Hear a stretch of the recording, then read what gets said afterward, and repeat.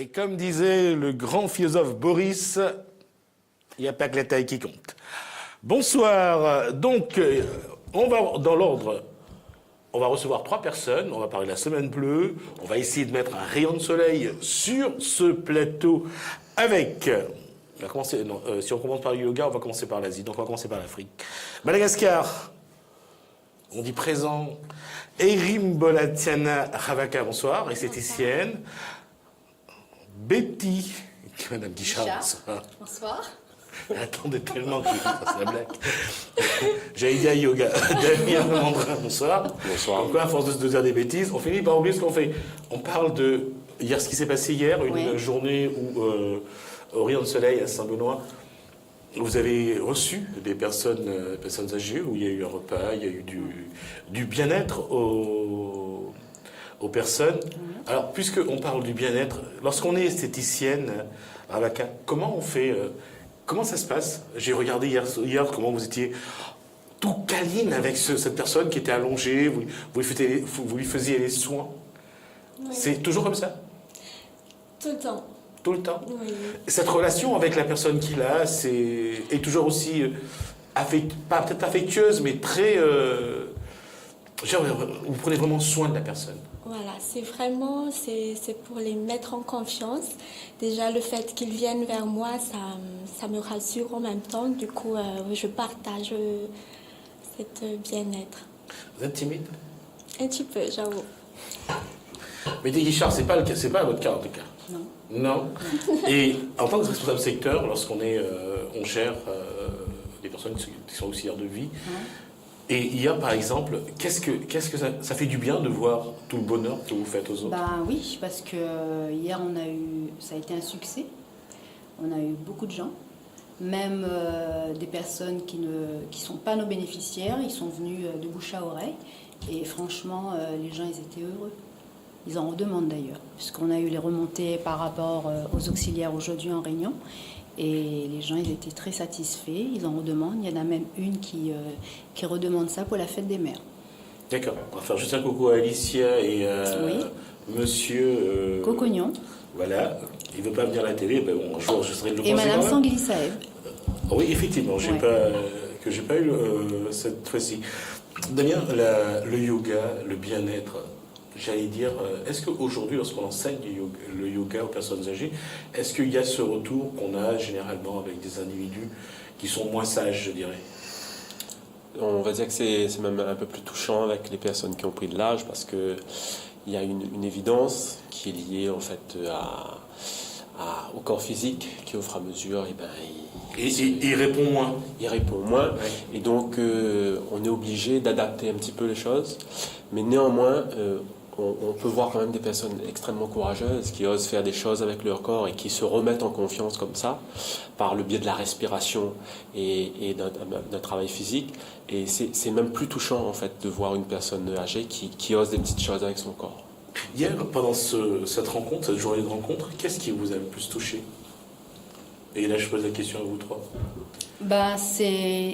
Les gens, ils étaient demandeurs au niveau des ateliers qu'on avait mis en place. Il y avait l'onglerie, l'esthéticienne, la sophrologie, le bien-être, la gestion du stress. Et les gens faisaient la queue. Donc nous, ce qu'on avait fait, on avait mis en place, parce qu'il y avait aussi des stagiaires d'un lycée qui étaient là. Donc chacun... C'était les élèves du lycée de Sainte-Anne qui sont juste... lycée Cluny. Il y avait également Sainte-Anne, je crois. Oui, il y avait Sainte-Anne aussi. Oui. Donc on est obligé de faire chacun prendre une liste pour l'onglerie, pour l'esthétique. Il a fallu gérer. Ah oui, il faut pas que tout le monde fasse la queue. Bah oui. Et il y a eu beaucoup de monde au stand de Ravaka Oui, j'ai commencé un peu tôt et jusqu'à la fin, j'ai pas arrêté. Et ce qui m'a vraiment touchée, c'est que de les voir heureux en fait. Après chaque soin, tout le monde était vraiment bien. Qu'est-ce qu'on ressent lorsqu'on arrive au bout de ce genre de journée? On voit que les gens sont venus prendre de la fraîcheur, de l'énergie, du bien-être. Qu'est-ce que vous ressentez? C'est que du bonheur pour nous. Voilà. C'est que du bonheur parce qu'on les a satisfaits. Ils étaient contents de leur journée. Ils sont sortis de chez eux. ils ont vu autre chose, ils ont fait connaissance avec d'autres personnes qui ne connaissent pas forcément, puisque même s'ils habitent dans le même quartier, ils ne se connaissent pas, ben, ils ont fait connaissance. Et c'était que du bonheur. On revient sur un point, et c'est peut-être un paradoxe, mais ça ne vous paraît pas un peu bizarre de dire qu'il faut attendre ce genre de moment pour que les gens se rencontrent aujourd'hui, alors que finalement, il y a tellement de réseaux sociaux, il y a tellement de choses, il y a les smartphones, Oui, mais après, je veux dire, c'est pas forcément des personnes qui sont sur... c'est le smartphone, le téléphone portable, je veux dire, non. C'est pas forcément ça, puisque là, on touche quand même un public âgé. Donc, je veux dire, ils ne sont pas accrochés comme les jeunes de maintenant avec un téléphone. Oui, eux non, mais les gens autour d'eux, peut-être un peu plus. Peut-être un peu plus, mais eux, peut-être que ça ne les intéresse pas forcément. En fait, la question, c'est comment ça se fait que peu à peu, ils se retrouvent seuls, quoi. Eux se retrouvent seuls. S'ils se retrouvent seuls, bon, parce que bon, il y a l'éloignement de la famille, bon, après il y a les décès à côté, donc je veux dire, les enfants travaillent, donc ils sont tout seuls toute la journée. Bon, après ça ne veut pas dire que les enfants passent pas les voir le soir, mais je veux dire, il y a ça. Il y a ça, l'éloignement, il y a des enfants qui partent en métropole, il y en a qui travaillent toute la journée, donc ils passent les voir les parents que le week-end aussi. Donc c'est ça aussi qui crée l'isolement. Et aujourd'hui, est-ce que vous trouvez que vous êtes, j'allais dire, un peu un site de rencontre? C'est-à-dire que, puisque les gens viennent sur le site que vous mettez en place, c'est là qu'ils viennent se rencontrer? Ben oui, parce que il y a des gens qui se sont même perdus de vue, et lors de ce genre de manifestation, mais ils se retrouvent. Ah ben oui, tel ou tel habite tel quartier, oui c'est vrai, nous l'avons grandi ensemble dans tel quartier, donc ben c'est bien, parce qu'ils reprennent contact, ben, ils s'échangent leur téléphone et tout, leur adresse, et ben...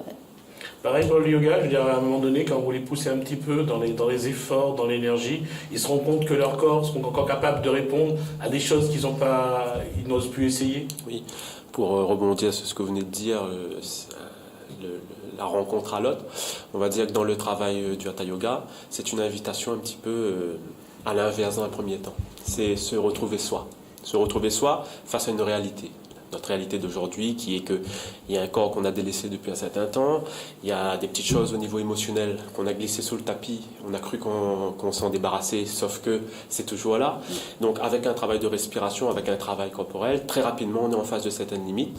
Mais justement, sans trop titiller la bête, d'une manière très douce, on va s'amener tranquillement à rencontrer ses limites et pédagogiquement avec soi-même, s'inviter à les dépasser tranquillement en restructurant le corps, en retrouvant un certain redressement, une certaine beauté du corps aussi. Et donc bien se retrouver, se rencontrer, c'est les préalables pour bien retrouver l'autre aussi. Dans l'esthétique, c'est pareil, c'est-à-dire que lorsque Radhika prend le temps de remodeler un petit peu le visage, de remontrer un visage qui est plus beau, je dirais. Ils sont vous arrivez à les surprendre, dire « Ah bon, je suis comme ça ?» Ça arrive? Ça arrive. Et comment est-ce qu'ils vivent ça? C'est vraiment une surprise pour eux, à ce moment-là? De dire « Ah, je ne pensais pas que je pouvais encore plaire ?»